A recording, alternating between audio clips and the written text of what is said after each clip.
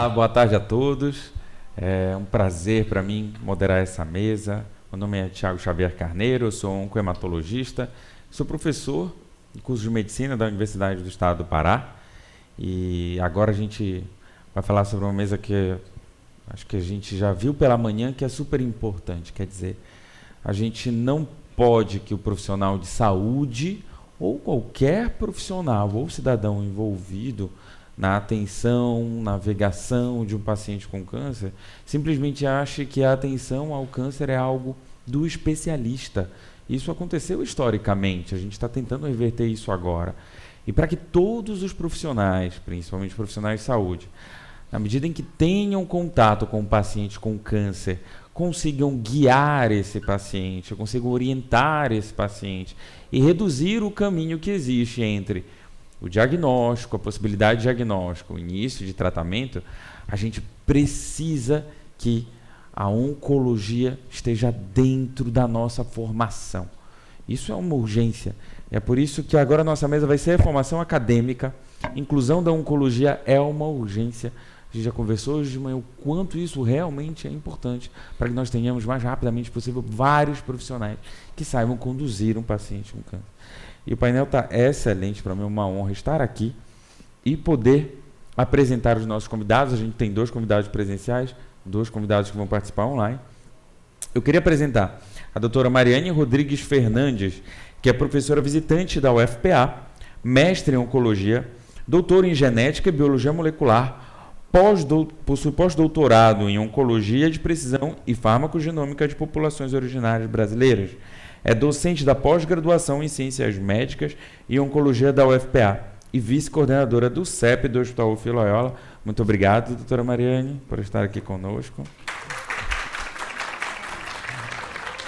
A gente vai ter ainda a doutora Olivia Bessa, médica, doutora em pediatria pela Escola Paulista de Medicina, Unifesp, especialista em educação para profissionais de saúde pela Foundation for Advancement in International Medical Education and Research, FAEMER Brasil, diretora de Educação e Extensão da Escola de Saúde Pública do Ceará, professora do curso de Medicina e do Programa de Pós-Graduação em Ciências Médicas da Universidade de Fortaleza, Unifor, que está aqui com a gente.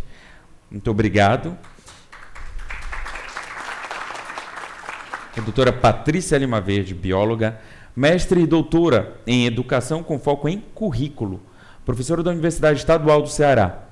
Desenvolve pesquisa em currículo e etnocurrículos com abordagem complexa e transdisciplinar. Muito obrigado, doutora Patrícia. E o Leandro, que está aqui com a gente, Leandro Mião, publicitário, especialista em educação à distância e coordenador do projeto Onco Ensino. Por favor, pessoal que está no chat, pode mandar as perguntas que depois eu vou utilizar. Eu vou pedir para todos palestrarem dentro dos 10 minutos pré-determinados para a gente conversar depois. Muito obrigado. Doutora Mariane, se quiser.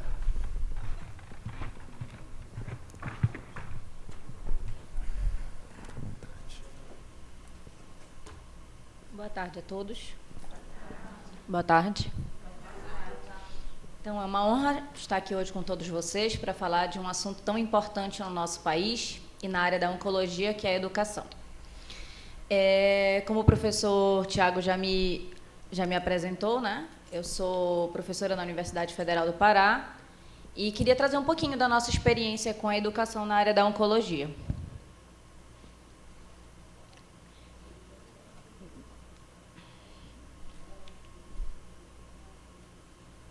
Então, eu trouxe um pouquinho do cenário do que a gente encontra na região norte e nordeste hoje com a educação. Nós temos um cenário de uma situação econômico-social desfavorável, a infraestrutura da saúde, na maioria dos nossos municípios, principalmente interiores, é precário, e o acesso à educação ainda enfrentamos muitas barreiras. Isso torna a população da região norte e nordeste, muito vulnerável a elevadas incidências da oncologia, de doenças como um todo, a reduzida quantidade e qualidade da assistência em saúde especializada. trago só problemas para vocês? Não. Eu queria trazer também que a gente pode buscar algumas soluções. E, ao meu ver, as soluções são em relação à disponibilidade de recursos, né? Buscar que a gente tenha cada vez mais recursos para investir nessa infraestrutura, para investir numa melhor assistência em saúde, mas também na capacitação profissional. E aí é que nós entramos. Eu sou suspeita para falar, porque eu sou uma defensora daquele clichê antigo, né, de que a educação salva, e eu acho que a educação salva vidas. Não basta a gente adquirir o conhecimento, fazer uma especialização, um mestrado, um doutorado, um pós-doutorado, e se eu não souber compartilhar esse meu conteúdo, saber compartilhar o que eu aprendi ao longo de uma pós-graduação. Então, eu acredito que, assim como todas as áreas da saúde, na oncologia isso deve acontecer. É muito importante que todos os nossos profissionais estejam capacitados na área da oncologia para que eles possam praticar isso, sair da faculdade já praticando isso. A gente quer um profissional que atenda numa UBS, numa UPA, num PS, num PSF, e ele possa saber o mínimo de oncologia para atender um paciente nessa área. Eu acho que esse profissional ele tem que sair da universidade pronto para ações de prevenção, pronto para fazer um rastreio efetivo, pronto para fazer um diagnóstico precoce e, principalmente, para trabalhar com a multidisciplinariedade. Né? A gente tem uma chave aqui, uma problemática muito grande, que é trabalhar uma equipe multiprofissional a favor do paciente, a favor da saúde pública. E, nessas ações, eu trago para vocês algumas experiências que a gente tem aqui no estado do Pará. Né? Nós temos a atenção, a gente tem em diversas áreas, a gente tem aqui uma especialização na área lato sensu, estrito sensus. Então, na lato sensus, a gente tem aqui a experiência do Hospital Barros Barreto, que tem residência em atenção à oncologia, com 7 áreas de especialidades. A gente não tem só a área médica, a gente tem enfermagem, tem fisioterapia, farmácia, nutrição, serviço social, biomedicina e psicologia. O Hospital Barros Barreto é um dos hospitais universitários da Universidade Federal do Pará. E no Hospital Filloyola nós também temos uma grande experiência. Há pouco tempo eu ainda fazia parte da equipe, então ainda temos uma grande experiência com esta área de formação de pessoal. Então, lá temos, em parceria com a Universidade do Estado do Pará. Tá? Então, lá nós temos, na medicina, nós temos a disponibilidade de residência na área de cirurgia oncológica e oncologia clínica. Na área da enfermagem, temos clínica cirúrgica oncológica e enfermagem oncológica. E, para cuidados paliativos, a gente tem a área multiprofissional, onde a gente tem 8 áreas de concentração, muitos profissionais. A gente tem desde serviço social, psicologia, fonoaudiologia, nutrição, terapia ocupacional, enfermagem e... acredito que pulei a fisioterapia. Então, muito obrigada. Então, na área da residência, né, a gente tem uniprofissional e multiprofissional. E com a experiência estrito sensu, nós temos a Universidade Federal, desde 2011, conta com um núcleo de pesquisas em oncologia, localizado dentro do Hospital Barros Barreto, fisicamente, e onde em cima nós temos o núcleo de pesquisas em oncologia, e embaixo temos a unidade de alta complexidade em oncologia, onde tem assistência oncológica. Com a criação deste núcleo, se fortaleceu a área da pesquisa, do incentivo às investigações na área da oncologia na região norte do Brasil. E não só a investigação, como eu comecei hoje falando para vocês, não basta guardar esse meu conhecimento no bolso. Né? Eu tenho que compartilhar com a sociedade, com a academia, para que todos nós cresçamos juntos. E aí foi nessa vertente que não só formar profissionais, capacitar novos profissionais para disseminar esse conhecimento, também surgiu a ideia de criar, em parceria com uma pós-graduação em Oncologia e Ciências Médicas, que, diga-se de passagem, é a única até agora da região norte do Brasil e, recentemente, recebeu a nota 5 da CAPES, na avaliação da CAPES. Então, essa pós-graduação lidera o ensino em Oncologia na graduação. Nós temos a experiência na graduação de Medicina na UFPA no momento, tá? tem a disciplina chamada Fundamentos em Oncologia. São dados todos o básico da oncologia, o que um médico precisa saber na área da oncologia, saindo da faculdade, o que ele precisa estar pronto quando ele for para uma UPA, para uma UBS e assim por diante, para que ele saia um médico formado com o básico da oncologia. E a gente vê que parece normal isso, né? Não parece nada de estranho, mas a maioria das universidades não tem. Norte e Nordeste, nós vemos o parâmetro disso não tem. Então, é uma iniciativa inovadora, né? O ensino de oncologia na graduação, claro que no internato tem, porque a gente tem oncologia clínica, tem a formação da residência, então é normal ter no internato, mas não tem aquele bloco básico do ensinamento, do que precisa saber, o básico de patologia, o básico de carcinogênese. Eu acho que a importância de ensinar isso na graduação, eu vi quando eu achava que era normal, todo mundo dava oncologia na graduação, eu sou biomédica, então na universidade eu tive um pouco disso. E eu notei que não tinha isso quando eu trabalhei no Loyola e me convidaram para dar uma disciplina de carcinogênese. E eu dei carcinogênese para nutrição, para físio, para todas essas formações que eu acabei de dizer para vocês que tem no Loyola de residência multiprofissional. E me chocou que a maioria dos cursos de graduação não tem um mínimo de carcinogênese, não tem um mínimo do tratamento oncológico. Como é que o enfermeiro recebe um paciente, ele não sabe o mínimo do que é um tratamento farmacológico, não sabe o mínimo do tratamento, as reações adversas, como ajudar esse paciente, coisas que eu não posso fazer num paciente oncológico, né? E assim por diante. Então, foi quando nos alertou, mas a disciplina já existe desde 2011, só mais recentemente a gente entendeu a importância dessa questão multidisciplinar. Não só o ensino na graduação, mas também nós trazemos esses alunos para a parte da pesquisa e da extensão. E nós estamos colhendo frutos. Não é de agora, mas eu trouxe para vocês um pouquinho do que nós colhemos de frutos agora em 2022, pelo menos. 5 alunos, na verdade, 5 artigos publicados em revista de bom impacto internacional, com alunos de iniciação científica, alunos da graduação, são todos primeiros autores. Não é um pesquisador renomado que é o primeiro autor e colocou o aluno no bolo. Eles fizeram o trabalho deles, eles fizeram um trabalho de conclusão de curso e rendeu um artigo científico. Então, a gente tem tratado os alunos não só ensinar fundamentos de oncologia, mas trazer eles para a pesquisa, trazer eles para a atualização na área da oncologia. Então, também nos rendeu um prêmio de melhor trabalho de conclusão de curso, agora em 2022, e aqui vocês têm umas carinhas de pessoas que futuramente, com certeza, se não serão oncologistas clínicos, eles vão ajudar na área da oncologia e vão saber trabalhar em equipe. O que eu acho muito importante trazer hoje uma missão de todos nós como profissionais da saúde. No momento, nós só temos fundamentos de oncologia na graduação.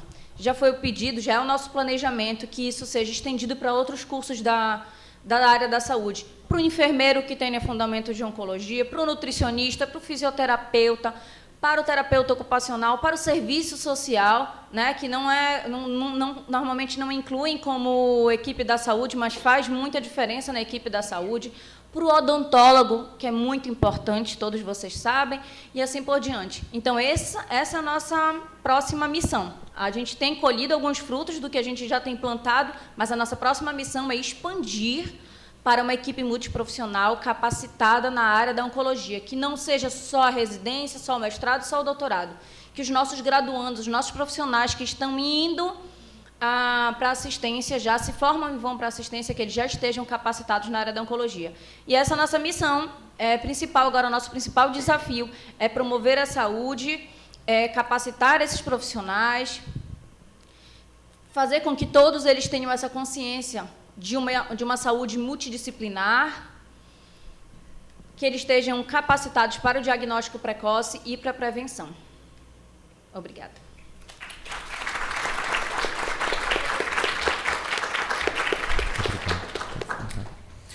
Excelente, professora Mariane. Eu queria chamar agora a professora Olivia, que está online com a gente, para iniciar a sua fala. Professora Olivia, você pode ficar à vontade.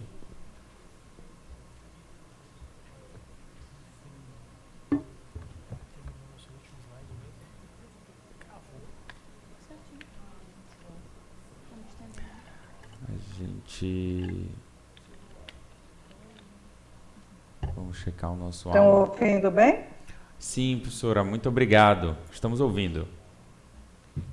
Tá ótimo. Então, muito obrigada pelo convite, né? Discutir educação é sempre muito importante, né? Porque a educação ela vai nos dar um pouco as diretrizes, né? Para a formação de profissionais que a sociedade precisa, né? Para enfrentar esses desafios que não são poucos, né? E eu vou trazer um pouco aqui para vocês a experiência do currículo longitudinal do curso de medicina da Universidade de Fortaleza, que recentemente, né, está sofrendo mudanças, né, tentando atender esses desafios. Então, nós vivemos em um mundo em transformação, né, um mundo que traz alguns desafios, que é complexo, que muitas vezes demanda do profissional uma série de competências, né, que são necessárias e que devem ser desenvolvidas. E aí, quando a gente está num processo de planejamento curricular, né, na graduação, sobretudo, né, cursos mais longos e que é necessário que a gente veja lá na frente, né, que perfil profissional a gente quer formar, que perfil a sociedade precisa e que competências a gente precisa desenvolver na matriz curricular desses cursos para atender esse perfil necessário para atender essas demandas. E aí, assim, um pouco de definição de competências, né, da mais simples, né, um conjunto de conhecimento, habilidades e atitudes, né, tem várias definições, um complexo conjunto de comportamentos construídos sobre conhecimentos, habilidades, atitudes e profissionalismo necessário para executar ações, visando soluções de problemas, e uma mais atual, que traz um pouco esse contexto mais complexo, né, que nós estamos vivendo. Mais que apenas conhecimento e habilidade, envolve também atender demandas complexas, recorrendo e mobilizando recursos psicossociais, incluindo habilidades, atitudes e valores, em um contexto específico. E aí traz para a gente um grande desafio, a gente que trabalha com desenvolvimento de currículo, né? Que competências são essas que eu preciso desenvolver nos cursos, né?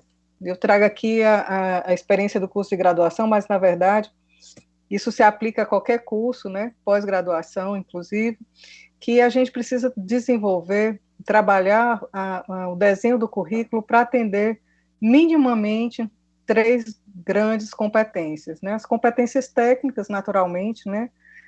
Conhecimento técnico, raciocínio, pensamento crítico, criatividade, inovação, mas não deixar de lado outras competências que hoje são fundamentais para o profissional do século XXI. Né, competências intrapessoais, então ética, profissionalismo, conscienciosidade, flexibilidade, iniciativa, apreço à diversidade, a metacognição, então a capacidade de ele próprio, o profissional, identificar as suas demandas, as suas necessidades de formação, e as competências interpessoais, fundamentais hoje para qualquer profissional, sobretudo profissional da área da saúde. Trabalho em equipe, liderança, né, liderança aqui no sentido da capacidade de transformação do seu ambiente de trabalho, colaboração, resolução de conflitos e outros, né? Então, qualquer processo de desenvolvimento curricular deve considerar, né, essas competências. E aí, né, eu trago aqui um modelo que eu acho muito interessante, que traz, além dessas competências profissionais, né, os domínios que são necessários para que essas competências elas sejam desenvolvidas, né, além do domínio cognitivo, afetivo, de valores e de habilidades, né, a gente traz um domínio que são as experiências, né? Hoje os currículos mais inovadores, eles trazem como eixo fundamental na formação de profissionais da área da saúde as experiências. Quanto mais experiências a gente tiver ao longo da formação profissional, mais expertise, né? Mais competente ele se se torna. E isso só é possível com o tempo, né? A gente também tem que ter essa noção que o currículo da graduação ele não é terminal, né? Formação não termina na graduação. E aí a gente traz nessa trilha de formação profissional, né? É muito importante que os cursos de graduação tenham isso muito claro, né? A formação do profissional não se encerra na graduação e nem na pós-graduação, né? Quanto tempo a gente precisa para formar o profissional? A vida toda, né? Então, na verdade, formação profissional, ela não vai durar 6 anos de graduação, nem tampouco os 3 anos de residência, mas possivelmente 30, 40 anos, que é a vida toda do profissional. E isso é importante para que a gente também não torne o currículo um conteudista, né? E que a gente perca as oportunidades de tornar o ensino mais centrado no estudante, com metodologias ativas e que vai proporcionar a ele a capacidade de continuar sempre aprendendo, a capacidade da educação permanente. E aí o currículo do curso de medicina da Unifor, a gente trabalha não com disciplinas, a gente trabalha com módulos temáticos que são organizados em 3 grandes eixos norteadores: um eixo assistencial comunitário, um eixo humanístico profissional e um eixo técnico-científico. Dividido dessa forma para ser didático, mas eu trago aqui essa imagenzinha de corda, né, entrelaçada. Na verdade são eixos que eles estão altamente imbricados, integrados, né, que a gente divide assim para ficar mais fácil no entendimento, né, da nossa matriz curricular. E é focada na formação do médico generalista, nessa perspectiva, né, que a formação profissional não se encerra na graduação e na atenção primária, e onde a gente tem trabalhado vivências qualificadas e que dê um sentido, né, na formação do profissional médico, né, aumentando cada vez mais as experiências em ambiente de prática. E aí, esses ciclos, esses eixos, eles são organizados em ciclos: um ciclo inicial, primeiro e o segundo semestre, um ciclo intermediário, do S3 ao S7, e um ciclo terminal, entre aspas, do S8 ao internato, além de trilhas eletivas. Então, o aluno ele tem a possibilidade também de ter trilhas eletivas de acordo com o seu desejo, a sua motivação, já identificando também que cada aluno tem a sua especificidade, tem os seus desejos, naturalmente garantindo aquela matriz mínima, né, que é importante na formação do médico. Tá? Então, no ciclo 1, a gente trabalha as bases da medicina e da saúde, os sistemas, o contexto, né, onde eu estou inserido, a questão da identidade profissional, né? Então, quem sou eu, né, dentro desse contexto da rede de saúde, qual o perfil do médico, até a questão da identidade pessoal, né, ele se identificar como um ator dentro dessa rede de serviços de saúde, né, e próprio a individualidade dele como ser humano. Um ciclo intermediário que a gente trabalha as linhas de cuidado, né, toda a trajetória, o itinerário do paciente na rede de serviços de saúde, né, da prevenção, promoção até reabilitação, né, identificando os problemas mais prevalentes, e um ciclo de prática profissional que é mais ligado ao internato. Com esse currículo ele é orientado em 21 percursos, tem percurso inicial de atenção integral à medicina centrada na pessoa, responsabilidade social e cidadania, entendendo que o médico ele está dentro, né, do contexto da sociedade, então como ele se vê e como ele, né, é o seu papel dentro do processo de cidadania, desenvolvimento pessoal e profissional, a questão da comunicação em relação, comunicação com os pares, comunicação com os professores, com os pacientes, seus familiares, como dar uma má notícia, né, questões como essas, manejo das condições clínicas, né, e as bases biomédicas, raciocínio clínico e tomada de decisão, então construindo toda uma rede, né, de scripts, vamos chamar assim, né, de doenças mais prevalentes para facilitar aí a tomada de decisão em situações críticas, segurança do paciente e qualidade na assistência, um eixo também ligado à questão da gestão e liderança, saúde baseada em evidência, tecnologia em saúde, um percurso de ética e bioética, profissionalismo, interprofissionalismo, metacognição, gestão do conhecimento e habilidade em pesquisa, sustentabilidade, política de saúde, saúde coletiva, educação e promoção, ciências sociais e humanas, arte, cultura e estética e diversidade.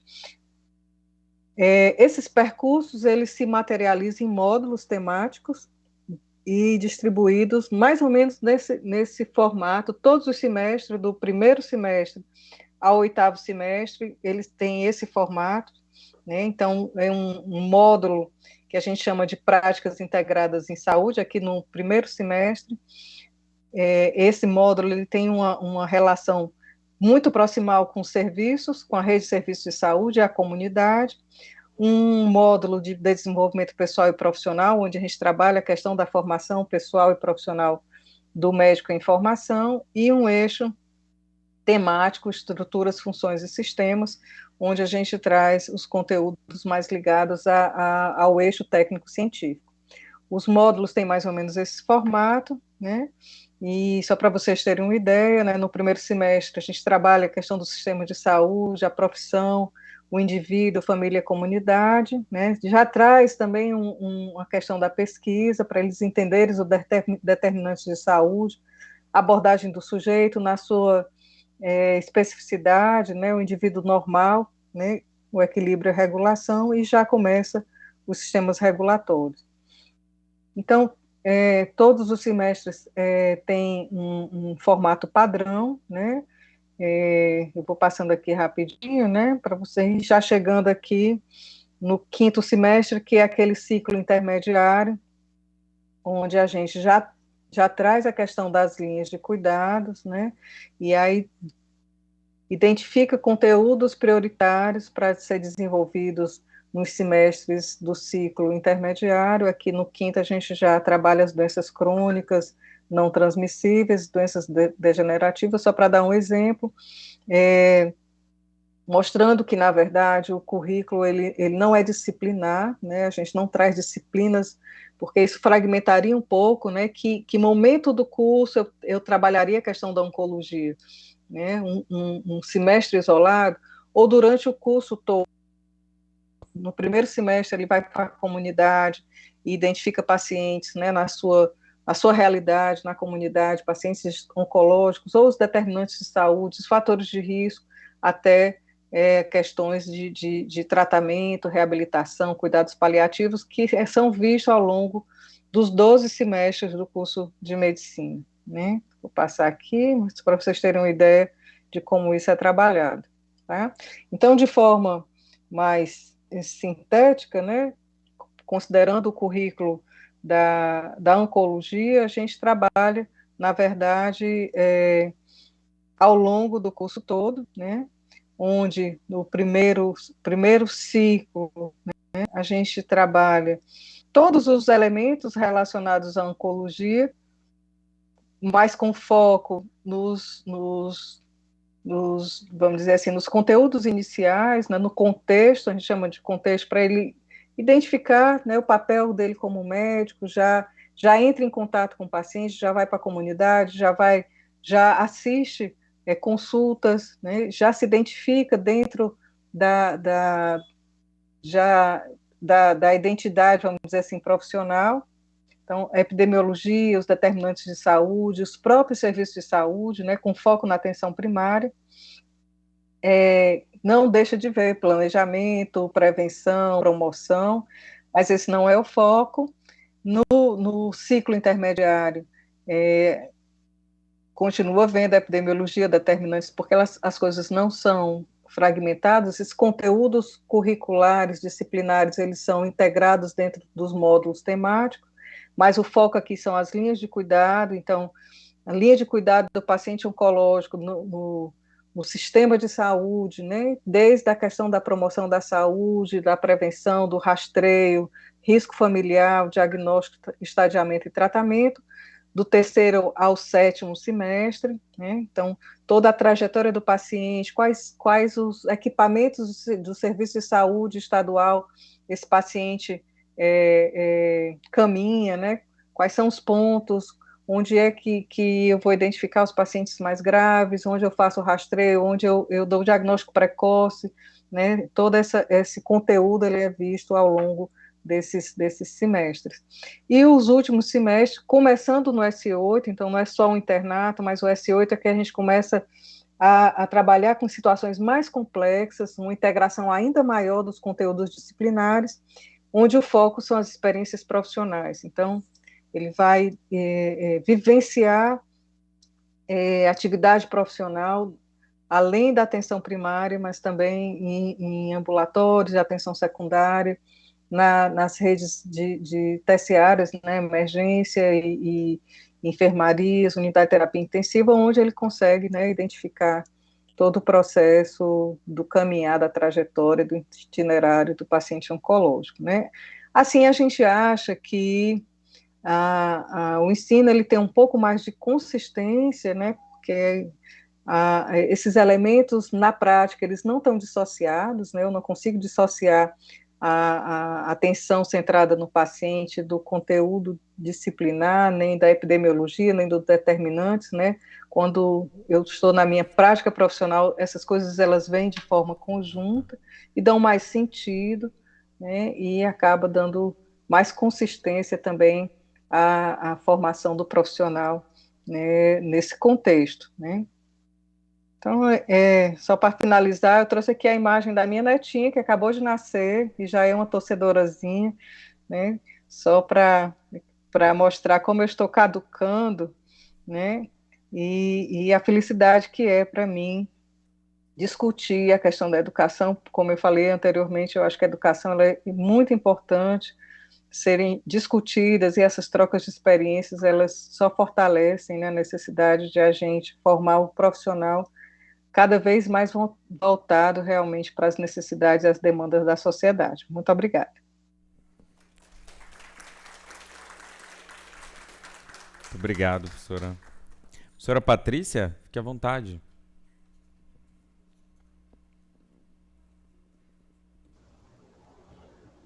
Oba, deixa eu só compartilhar aqui minha tela.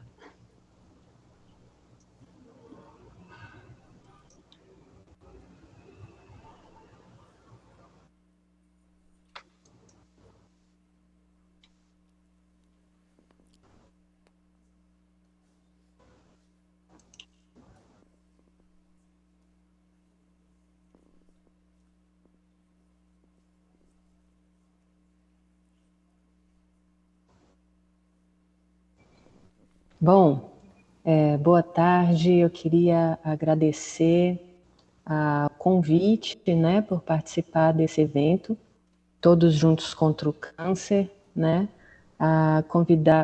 Fui convidada pelo pessoal da Abrale, muito obrigada. E para a gente conversar sobre, então, a inclusão, né, da oncologia como um eixo de formação na formação inicial do médico, né? E aí a gente vai conversar sobre currículo, né, de medicina.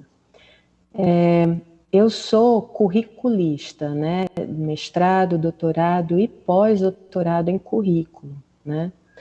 Então, quando a gente fala em currículo, a gente está falando o que a professora Mariane e a professora Olivia, né, elas comentaram, né, é o que? A prática, ela está imbuída de currículo, e o currículo está imbuído de prática, né? Vejam que as duas professoras fizeram falas assim incríveis, apontando a necessidade, por exemplo, de incluir a oncologia dentro da formação inicial, e não só a formação inicial, mas a formação continuada, né? E também apontando eixos e a transversalidade necessária para que a gente consiga efetivamente perceber a oncologia né, em todas as áreas médicas, né, o que é algo muito empolgante para quem é do currículo, mas muito desafiante para as pessoas que têm essa formação mais fragmentada e especializada, que é o caso da formação médica, né? Então, quando a gente fala em currículo, a gente está falando de um conjunto de conhecimentos que foram eleitos para que sejam abordados em determinada formação, né? Sendo que essa seleção curricular, ela é sempre feita por alguém, né? Alô? Estamos ouvindo. Ok. Bom, então ela é sempre feita por alguém, né? E é essa entidade, no caso, que vai definir as diretrizes curriculares nacionais do curso de graduação em medicina, né? São entidades como o Conselho Nacional de Educação, né? Junto ao MEC, e existe também o Fórum Nacional de Educação, né? Existem vários documentos que estão já postos, né, colocando alguns itens necessários para a elaboração desse currículo em cada uma das formações existentes no país, né?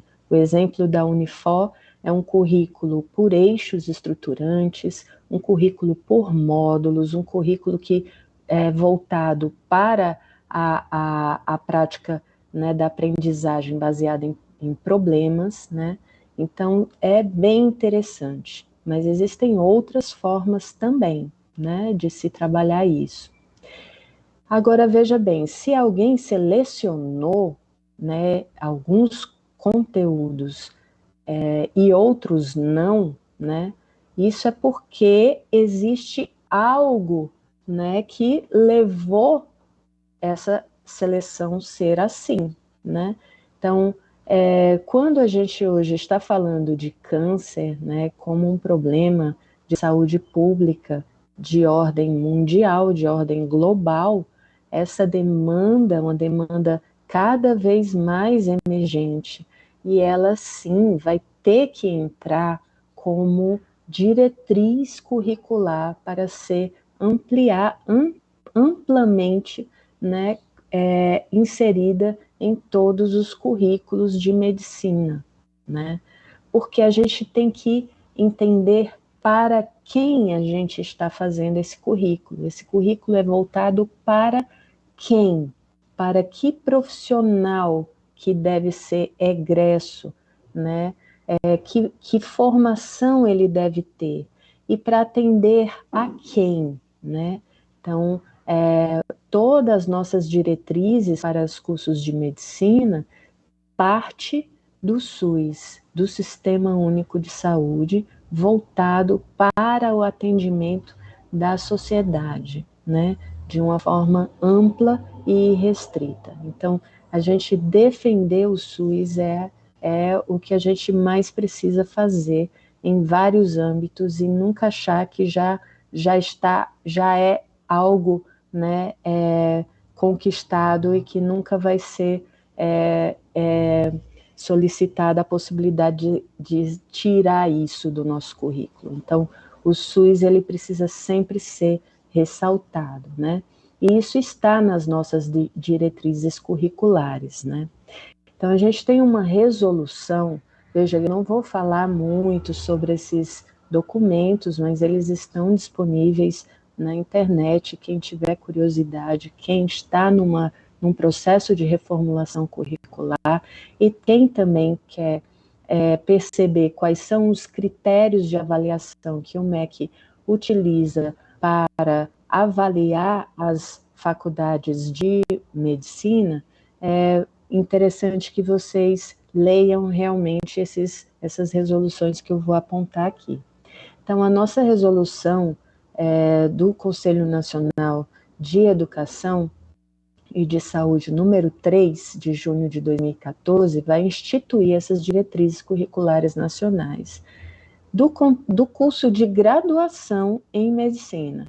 Então, ele traz 3 grandes áreas de conteúdo, né? Atenção à saúde, gestão em saúde e educação em saúde.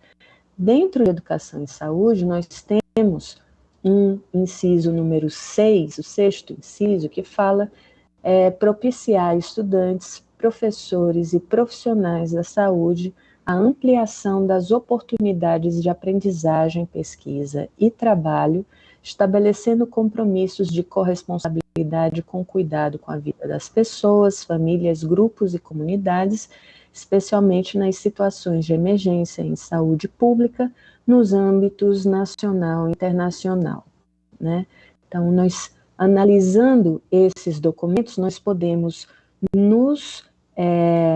saber onde nos apoiar para nossas possíveis reivindicações, né? Nós temos também os princípios gerais para as diretrizes curriculares de todas as graduações da área de saúde.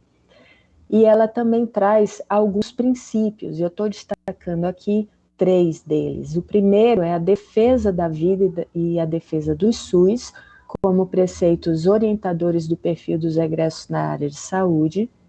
O segundo é o atendimento às necessidades sociais em saúde.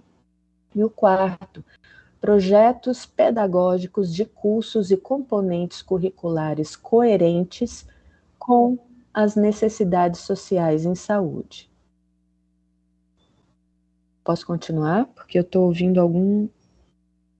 Vou continuando aqui, tá? E aí, com base nesses 2, né, grandes balizadores, que é a resolução número 3, de 2014,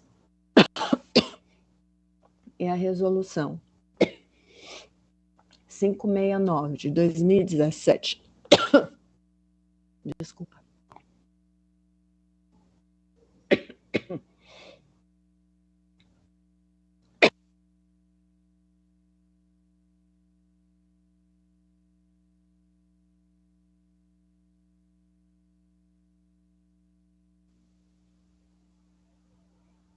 Gente, eu devo pedir desculpas.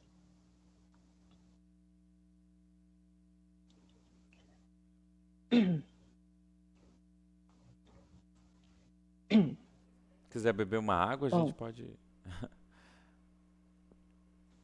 Eu acabei de ser diagnosticada com Covid, gente, desculpem. Então, seguindo aqui. Nós temos hoje o caso dos cuidados paliativos, que foram, agora em novembro, conquistaram a inclusão, né, dos cuidados paliativos nas diretrizes curriculares nacionais do curso de graduação em medicina. Como foi que eles conseguiram fazer isso? Então, inicialmente, né, o Conselho Nacional de Educação, por meio da alteração, né, dessa alteração nas diretrizes, reconheceu, por meio de diversas manifestações realizadas por médicos paliativistas, que alunos de graduação em medicina devem receber formação e treinamento sobre competências específicas, incluindo em um amplo rol os cuidados paliativos.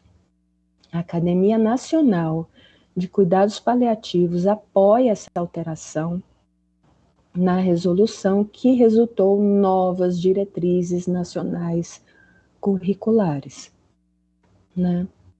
Veja,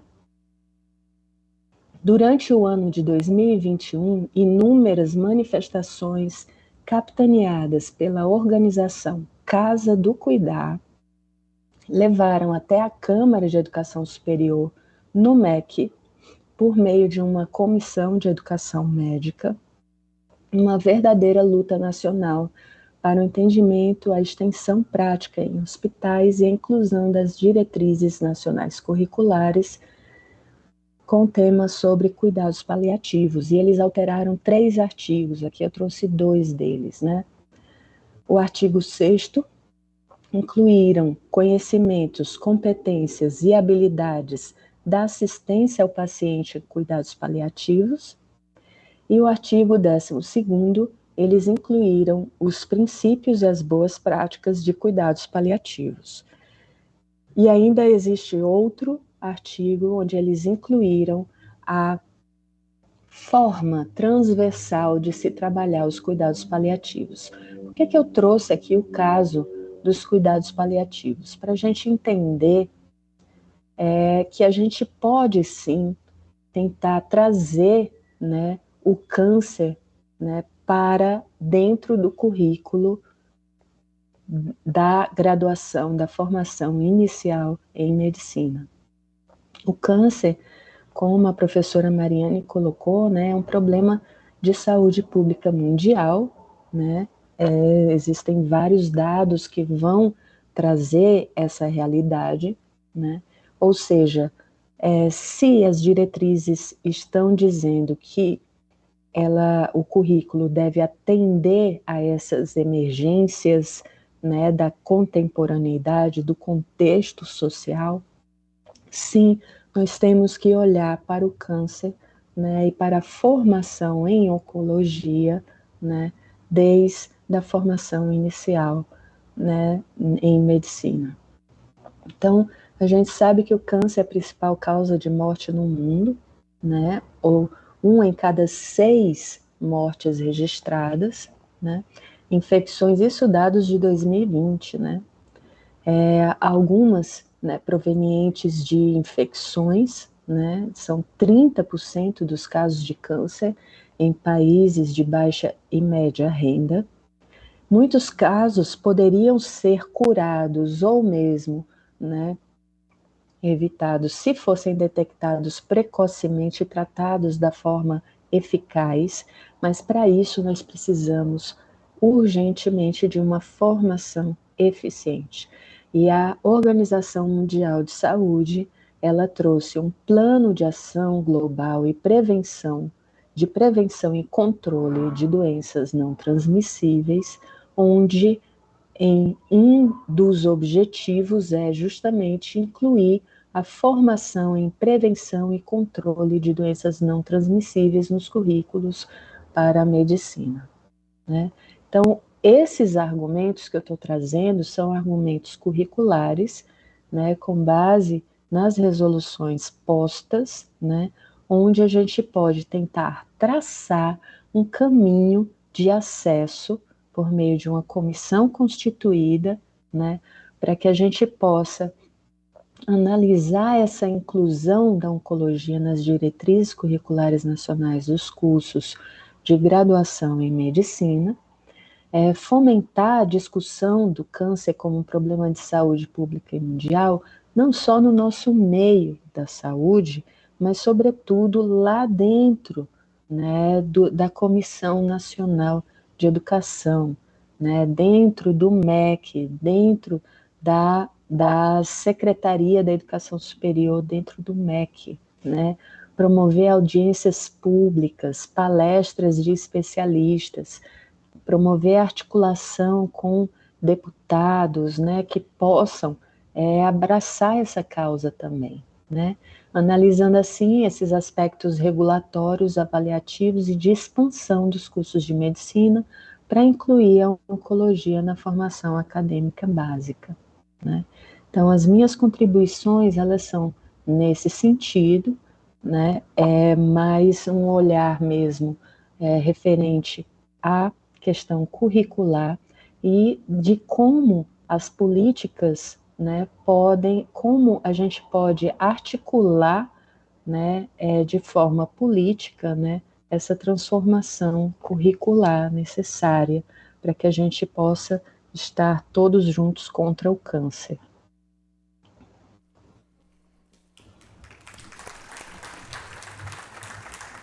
Muito obrigado, professora Patrícia, pela excelente apresentação. E eu convido Leandro, por favor, a iniciar a sua apresentação. Fique à vontade. O palco é seu.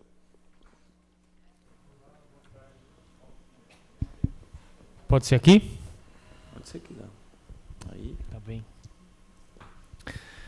Gente, boa tarde. Estou muito feliz de estar aqui, feliz de ver alguns profissionais com quem a gente trabalha muito, pessoal, da CESPA, de outras instituições também, muito remotamente, né? Então, muito legal encontrar vocês. E eu aprendo muito sempre que venho nesses eventos, sou publicitário que gosta de educação, imerso aí no mundo da oncologia tem não muito tempo, em torno de 6 anos, né? Então sempre aprendendo muito. E aqui o tema do nosso painel está falando de formação acadêmica, né? Na formação nas graduações. Eu acredito que a gente tenha sido convidado por ser um projeto de educação continuada, de educação permanente, por ser percebido um pouco como um remédio, né? Um suporte que as equipes de educação, que as equipes de ensino e pesquisa podem contar, já que o sistema não entrega de forma 100% adequada os profissionais para que atuem ali na beira do leito, né? Então, um pouco desse projeto que a gente vai começar a falar agora. Podemos passar o slide. Sou eu que passo?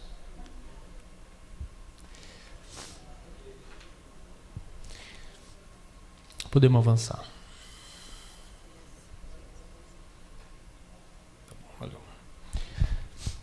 Bom, aos que não sabem, o OncoEnsino é um projeto realizado pela Abrale, né, que promove aprimoramento profissional aos colaboradores de forma gratuita. A gente vai colocar alguns números de destaque e depois a gente vai desconstruindo isso para entender como é que a gente consegue atender, né, os nossos parceiros. Então, o OncoEnsino hoje possui um portfólio de 36 cursos nas mais diversas áreas aí do atendimento, desde a promoção, diagnóstico, tratamento e cuidados paliativos e reabilitação. Já foram capacitados mais de 35 mil profissionais dos hospitais de CACONS e UNACONS, do SUS. E hoje está formada uma rede de colaboração com 286 hospitais, né, através de convênio, faltando o Acre aí para a gente atingir, torcer para que a gente tenha um alcance aí, para que a gente possa atingir também o pessoal do Acre. O OncoEnsino tem também uma operação recente, comercial, que a gente vai falar um pouco no final da palestra, que tem a ver um pouco com a sustentabilidade desse projeto.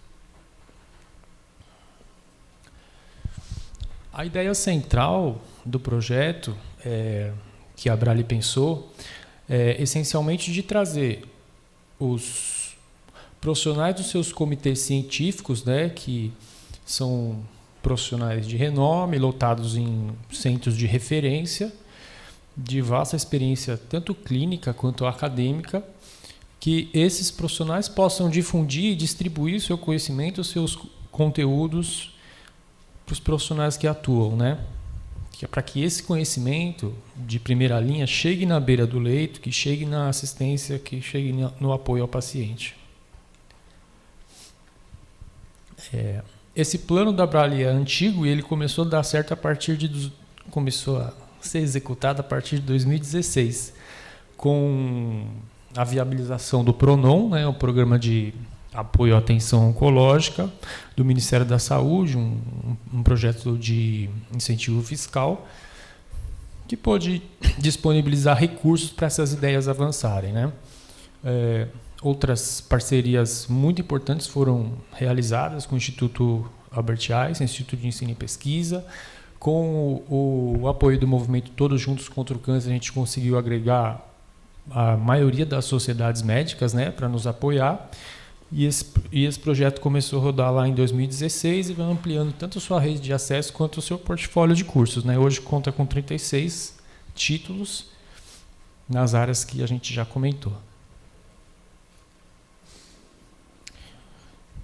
Na execução desse projeto está previsto a disponibilização desse portfólio para as instituições em torno de 2 a 3 vezes por ano, onde os profissionais podem se matricular, ter acesso durante aproximadamente 60 dias, né? e realizar suas capacitações. Aqui a gente regionalizou um pouco, trazendo exemplos de hospitais que contam aí com nosso apoio.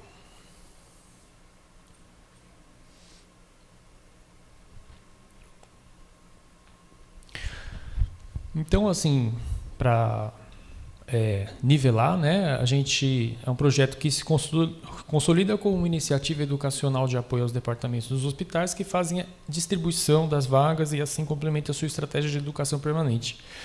Ou seja, essa parceria, né, com vocês, com as equipes de educação é muito importante, né? Na verdade, a gente entra com uma parte só do serviço e quem realmente executa e faz a coisa acontecer são vocês. Aqui a gente tem um pouco do histórico, né, do número de capacitações até chegar nas 35 mil cursos concluídos, né? E aí cada linha dessa aqui é uma campanha que foi realizada. Para a gente sair um pouco do número, né, deixar as coisas um pouco mais palpáveis, a gente pode perceber que no decorrer desse tempo, mais de 16 mil enfermeiros já foram treinados, né, com conteúdo específico para oncologia. Por exemplo, quase 3.500 médicos também receberam esses conteúdos. E aí por diante aí de cada disciplina, né? Se a gente pensar que quase 3 mil psicólogos receberam um curso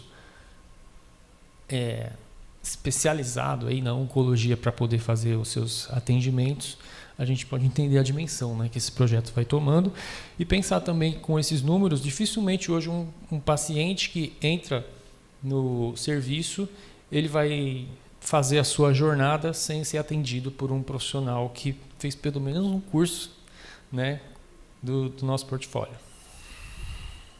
E aí a gente traz um pouco o recorte da região, né, onde aqui no norte a gente capacitou um pouco mais de 3 mil já profissionais e no nordeste 8 mil, e aí a competição acirrada aí em relação à taxa de conclusão, né, que um está com 69% e outro 71%, quase 72%, que é uma taxa um pouco acima da média aí nacional. Então, o pessoal do norte e nordeste está de parabéns.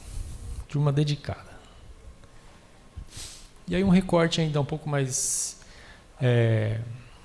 específico, um parceiro próximo daqui, que a Mari também faz parte, o Hospital Ofir Loyola, né? 440 profissionais capacitados também. Aqui a gente tem um ranking de cursos que são mais procurados, né? A gente tem, por curiosidade, ali, os cursos de cuidados paliativos, adulto e pediátrico, mais demandados, né? Depois enfermagem, humanização, cuidando do cuidador, enfermagem em oncopediatria, e depois um ranking de profissões, né? Os enfermeiros aí, os técnicos de enfermagem liderando a busca por cursos, naturalmente também porque são mais numerosos, né? Falar um pouco dos recursos instrucionais que a gente utiliza. O principal recurso que a gente trabalha são videoaulas, né, com uma qualidade aprimorada para gerar interesse, gerar engajamento, e uma série de outros recursos, como o certificado com apoio do Einstein, as apostilas, que é o profissional que prefere aprender lendo, as lives que a gente realiza, né, profissionais também que preferem o ensino síncrono ao assíncrono. A gente realiza também campanhas temáticas, né, para capturar os temas do momento. Então, por exemplo, ano passado foi realizada uma campanha de Setembro Dourado, onde foi disponibilizado só os cursos pediátricos, né, para os profissionais. A gente alcançou em 2.300 capacitações. Tivemos também a campanha específica do tema Outubro Rosa, com bastante adesão, celebrando aí a parceria com a Sociedade Brasileira de Mastologia.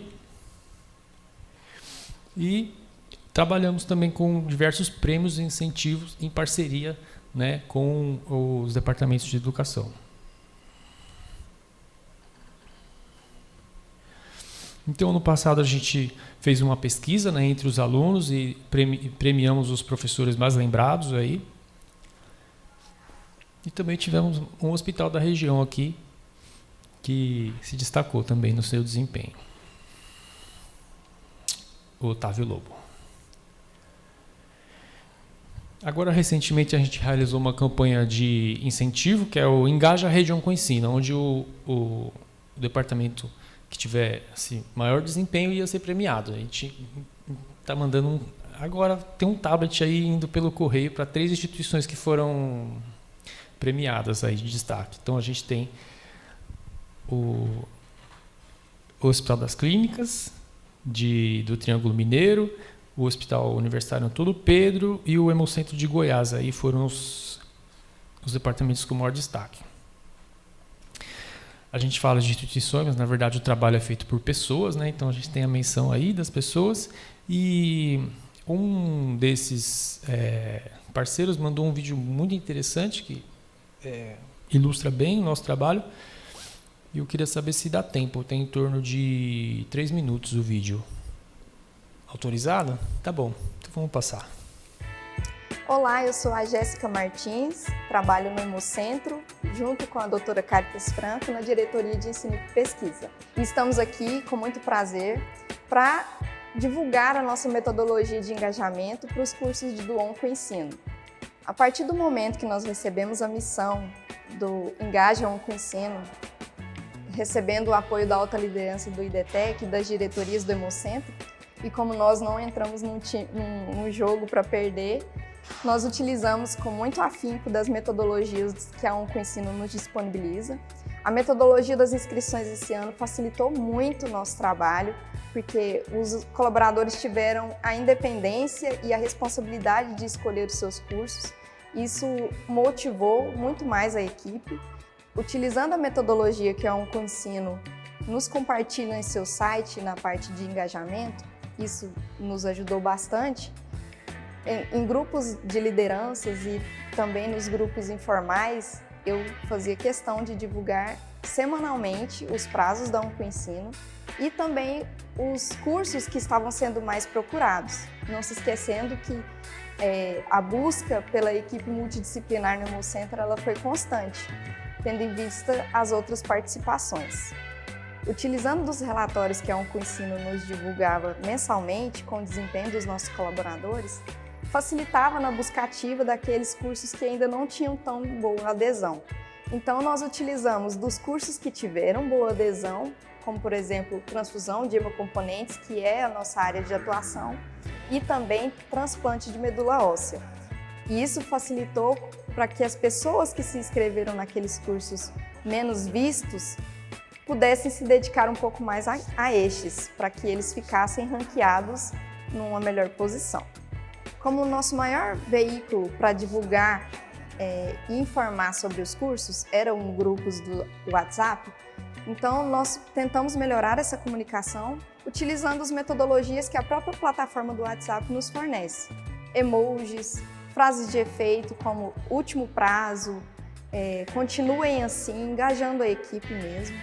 Buscas ativas com aqueles nomes que a gente pontualmente verificava que estava com menor adesão e que tem capacidade, que a gente percebe que tem uma capacidade de desenvolvimento muito grande e percebendo também a necessidade do serviço.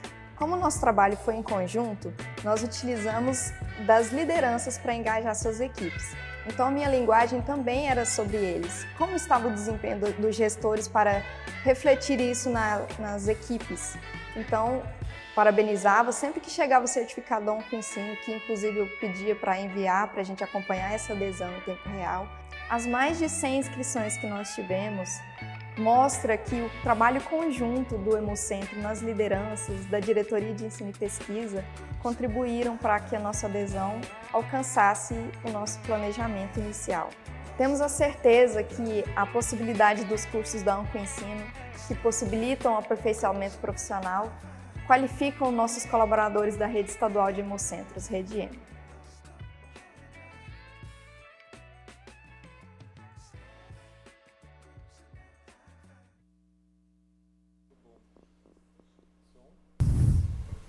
Muito bom. Parênteses aqui para a Jéssica. para a gente entender a relação de trabalhar com excelência e trabalhar com alegria, né? Que a gente percebe a Jéssica, como ela atua. Vamos lá. Eu acho que tem alguns slides aí ainda para mim. Tá bom. Terminamos bem. É isso, gente. Valeu.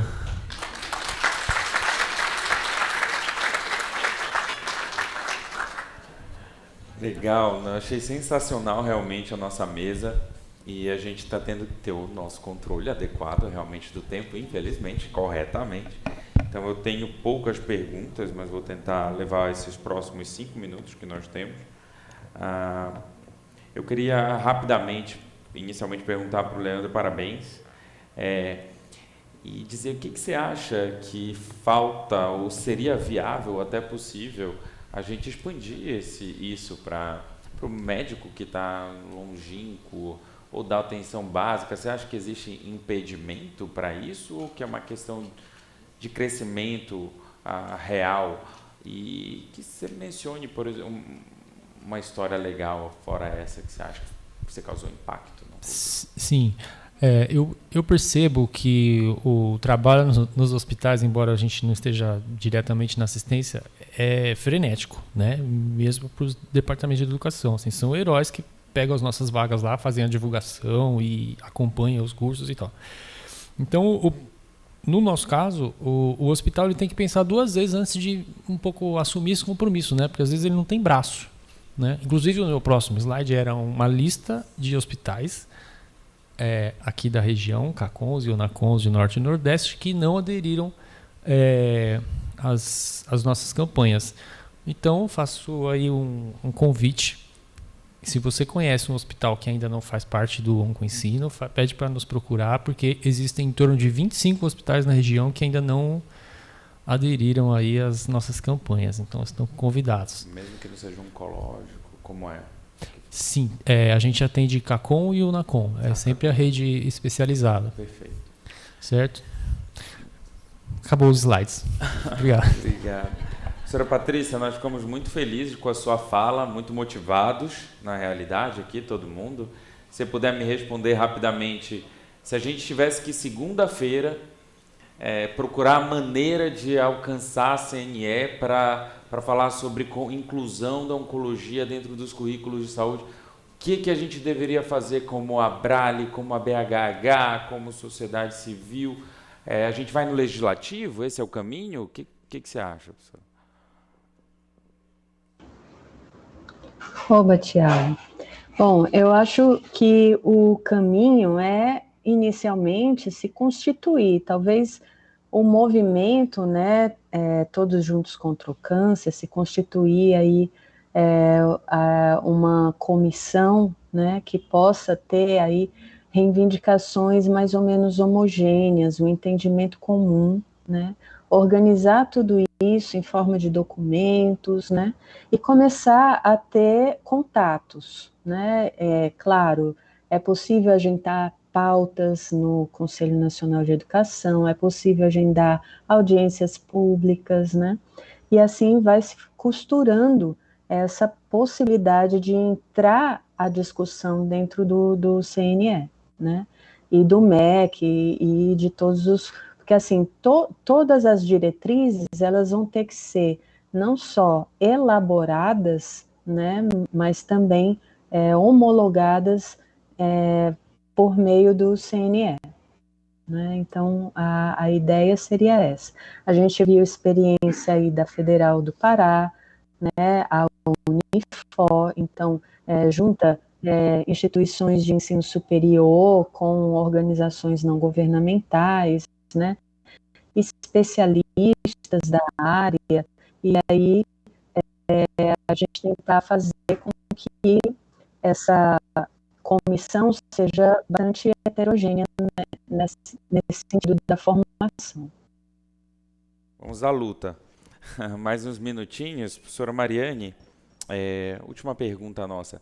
E qual seria a dica para a iniciativa local? Quer dizer, a gente gostaria de uma diretriz nacional focada como cuidados paliativos, uma vitória fantástica, Mas, então, diz pra gente como foi na prática, como que você consegue, dentro da universidade, motivar, alterar o currículo, né? Que é algo muito difícil. Como que vocês conseguiram inserir, partiu de onde? Qual seria a dica, assim, para a gente conseguir levar para todas as universidades como iniciativa local? No nosso caso, partiu do Núcleo de Pesquisas em Oncologia. A partir da criação desse núcleo, onde também está vinculada a pós-graduação, né? Então, nós tínhamos professores pesquisadores, que é o perfil dos professores aqui, da maioria dos professores da Universidade Federal do Pará são esses. Então, partiu que esse conhecimento e a área da oncologia não deveria ficar só para a pesquisa e só na pós-graduação. A gente tinha que atingir a graduação. Então, foi nesse caminho inverso, não foi da graduação para a pós-graduação, foi da pós-graduação para a graduação. Então, criou-se a disciplina, se trouxe para a Faculdade de Medicina, aqui da UFPA, foi aprovado e já tem quase, acho que tem um pouco mais de 10 anos que já é feito. Um dos primeiros semestres tem a disciplina de Fundamentos de Oncologia. Então, não só o ensino na grade curricular teórica, mas também o incentivo que os graduandos, que os discentes façam parte também da pesquisa e da extensão, eu achei primordial. Eu acho que foi uma receita de sucesso, né, do nosso case aqui, porque nós realmente não só ensinamos e os alunos guardam esse conhecimento, eles estão sempre muito envolvidos na pesquisa, na extensão, e é o que realmente tem motivado eles a não se contentar com aquele ensino ou só com aquela informação recebida. Eles buscam, eles procuram ir para os congressos, né, que tem todos os anos. Tem um congresso esse ano de oncologia, os alunos todos vão. E, normalmente, eles não iam para esse tipo de congresso, eles iam para um congresso local, que tinha alguma coisa mais generalista. Agora, eles querem mais específica, eles querem sempre saber mais. Eles querem, mesmo que não vão seguir a carreira especialista, eles querem sempre estar mais especializados e mais atualizados do assunto. E sempre ressaltando, atualmente, a gente só está com a medicina. Mas isso não nos contenta, né? A gente tem que expandir para todos os profissionais da saúde. Afinal de contas, a oncologia ela não é só restrita à atenção médica, ela também é restrita a essa equipe multiprofissional, que eu acredito que é quem que dá todo o suporte, né, para a oncologia como um todo. E uma observação que a gente tem muito grande é do Ofir Loyola. A gente tem tantos residentes da equipe multiprofissional que são alicerce, muitas vezes, do hospital, são alicerce da educação, são alicerce da atualização. Muitos dos nossos residentes fazem os cursos do Oncoensino, né? Os residentes da multiprofissional, todos quase fazem o curso do Oncoensino. Então, é isso. Eu acho que o nosso case de sucesso é envolver professores, pesquisadores, envolver núcleos, né? No nosso caso de pesquisa, para tentar ser o motivador. Bom, pessoal, muito obrigado. Queria agradecer a todos que estão conosco, presencial e online. Assim eu encerro a nossa mesa, a nossa excelente mesa, adorei ela. E eu peço que vocês continuem com a gente, ainda hoje à tarde. A gente vai fazer um intervalo rápido de 5 minutos e depois a gente retorna. Muitíssimo obrigado, uma boa tarde. Vamos seguir com o TJCC daqui a pouquinho. Obrigado.